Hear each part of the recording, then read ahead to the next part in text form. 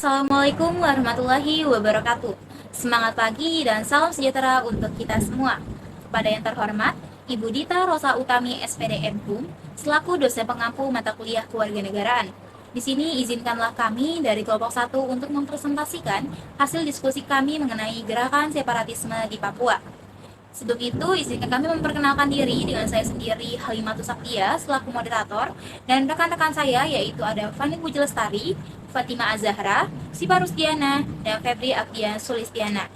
Baik, sebelum kami menjelaskan mengenai analisis pada gerakan separatisme di Papua, izinkan saya untuk menjelaskan terlebih dahulu mengenai ilustrasi gambar yang telah kelompok kami buat, yaitu berbentuk pohon masalah. Di mana teman-teman, pohon masalah ini merupakan visualisasi dan analisis sistematis yang membantu kita dalam memahami dan menganalisis hubungan sebab dan akibat, yang dimana akar dari pohon masalah tersebut kita ibaratkan sebagai penyebabnya. Lalu meningkat kita ke batang dan ranting itu kita ibaratkan sebagai dampaknya. Lalu meningkat lagi kepada dedaunan, kita ibaratkan sebagai pengaruh, baik itu pengaruh dalam bidang politik ekonomi, maupun pengaruh dalam bidang wilayah dan sosial budaya. Secara sederhananya teman-teman, pohon masalah ini itu membantu kita dalam identifikasi akar masalah, dan juga menjelaskan langkah-langkah yang lebih efektif. Dan pohon masalah ini itu adalah alat visual yang dimana membantu kita dalam perencanaan, analisis, serta dalam pengambilan keputusan yang lebih baik. Selanjutnya masuk ke pembahasan analisis yang kita awali dari akar permasalahannya, yaitu ada penyebab utama. Yang pertama yaitu penyebabnya sejarah integrasi Papua ke Indonesia. Setelah Belanda hengkang dari Indonesia, Papua Barat saat itu disebut dengan Nugini Belanda dan masih tetap dikuasai oleh Belanda. Proses integrasinya ke Indonesia melalui PPRA atau Penentuan Pendapat Rakyat pada tahun 1969 dianggap tidak demokratis oleh sebagian masyarakat Papua dikarenakan hanya melibatkan sekitar 1026 orang yang dipilih dan diduga mendapatkan tekanan. Maka hal ini menimbulkan ketidakpuasan yang berlarut-larut. Lalu penyebab yang kedua yaitu adanya ketimpangan ekonomi dan sosial. Meskipun Papua kaya akan sumber daya alam seperti emas, tembaga, dan hutan, banyak sekali masyarakat lokal yang tidak merasakan manfaat ekonomi tersebut. Dari tingkat kemiskinan dan keterbelakangan pembangunan di Papua masih tinggi dibandingkan dengan wilayah lain yang ada di Indonesia. Hal ini memperparah rasa ketidakadilan yang mereka rasakan. Selanjutnya, penyebab ketiga adalah diskriminasi dan rasisme yang dialami oleh warga Papua.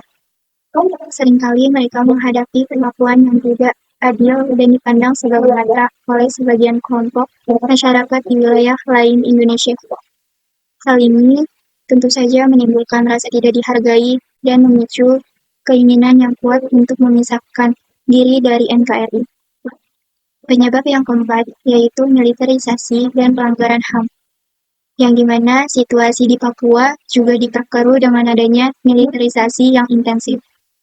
Kehadiran militer yang begitu kuat sayangnya seringkali diiringi dengan laporan-laporan pelanggaran hak asasi manusia. Kekhawatiran dan ketidakamanan yang dirasakan oleh warga sipil akibat operasi keamanan ini menjadi pemicu utama munculnya perlawanan dan gerakan separatis. Penyebab kelima yaitu identitas budaya dan nasionalisme Papua. Tak bisa dipungkiri, banyak orang Papua memiliki identitas budaya dan etnis yang berbeda dengan mayoritas penduduk di wilayah Indonesia lainnya. Perasaan memiliki identitas yang unik ini, ditambah dengan sejarah dan pengalaman yang berbeda, menumbuhkan nasionalisme Papua. Mereka merasa berhak untuk menentukan nasib sendiri sebagai sebuah bangsa. Penyebab yang terakhir adalah kurangnya dialog yang inklusif antara pemerintah pusat dan masyarakat Papua. Pemerintah pusat dinilai kurang melibatkan masyarakat Papua secara aktif dalam pengambilan keputusan yang menyangkut masa depan mereka. Keterlibatan yang minim ini memperkuat keinginan sebagian kelompok untuk memperjuangkan kemerdekaan secara terpisah, karena mereka merasa suara dan aspirasi mereka tidak didengar. Selanjutnya saya akan menjelaskan dampak dari gerakan separatisme di Papua yang dialami oleh masyarakat Papua sendiri. Dengan adanya gerakan separatisme ini membuat para masyarakat terkena dampak yang lumayan besar seperti dampak sosial, dampak keamanan, dampak ekonomi, dan dampak politik. Yang sudah saya sebutkan tadi, ada 4 dampak yang terjadi. Yang pertama, dampak sosial. Dengan adanya gerakan separatisme ini, membuat para masyarakat sering terkena konflik dan menjadi sasaran kekerasan oleh kelompok separatis yang membuat para warga harus mengungsi ke wilayah yang lebih aman agar tidak terkena serangan senjata dan bertambahnya korban jiwa yang sudah ada.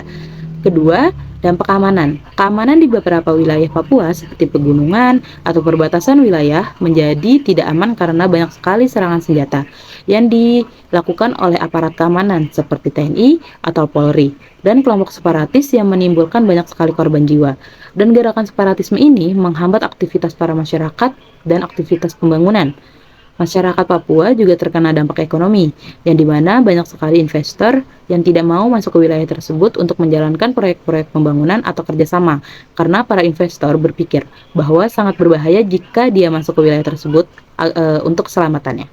Aset-aset negara seperti tambang dan infrastruktur juga ikut rusak karena terjadi serangan senjata yang sangat merugikan wilayah dan negara.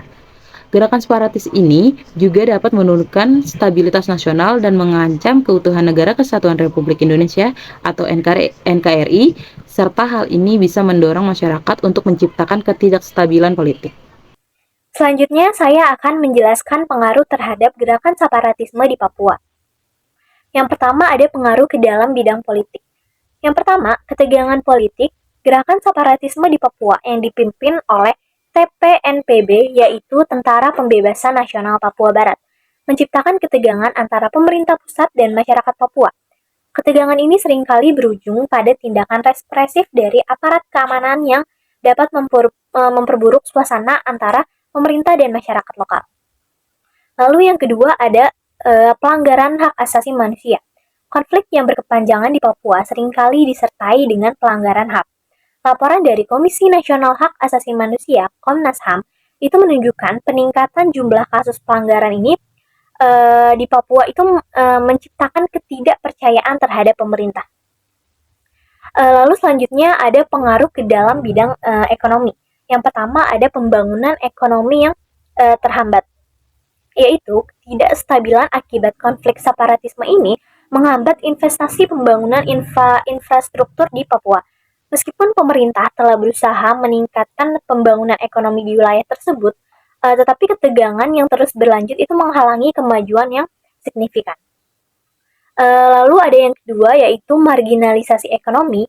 Masyarakat Papua ini seringkali merasa terpinggirkan dalam hal akses terhadap sumber daya ekonomi dan bangunan.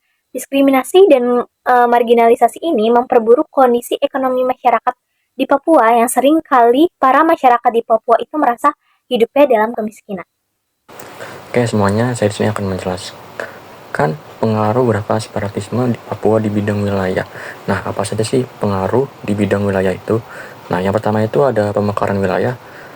Dampak langsung dari gerakan separatisme ini adalah adanya kebijakan pemerintah pusat untuk melakukan pemekaran provinsi dan kabupaten. Lalu yang kedua, pengaruh terhadap stabilitas keamanan wilayah. Konflik dan aksi kekerasan dari kelompok separatis membuat beberapa wilayah di Papua menjadi zona rawan. Ini menyebabkan akses ke wilayah tertentu itu dibatasi dan penjagaan wilayahnya yang diperketat. Lalu yang ketiga itu ada ketimpangan pembangunan antar wilayah. Daerah yang sering terjadi konflik separatisme cenderung lebih tertinggal secara infrastruktur dan pelayanan publik karena investor asing ini nggak mau berinvestasi ke Papua dikarenakan bahaya yang mengancamnya dan yang sangat tidak aman bagi mereka untuk berinvestasi di Papua itu. Lalu yang keempat itu ada migrasi penduduk dan perubahan demografi. Konflik ini menyebabkan perpindahan penduduk dari wilayah konflik ke daerah yang lebih aman, yang mempengaruhi struktur sosial dan budaya tempat itu menjadi berubah gitu. Saya akan menjelaskan tentang pengaruh pada bidang sosial budaya. Yang pertama yaitu ada diskriminasi. Masyarakat Papua kerap merasa dirinya mengalami diskriminasi, baik itu secara rasial maupun struktural. Sebagian orang Papua merasa diperlakukan berbeda karena latar belakang etnis dan budaya mereka, yang seringkali menyebabkan ketegangan antar kelompok masyarakat. Lalu ada yang kedua yaitu pelanggaran hak asasi manusia atau HAM.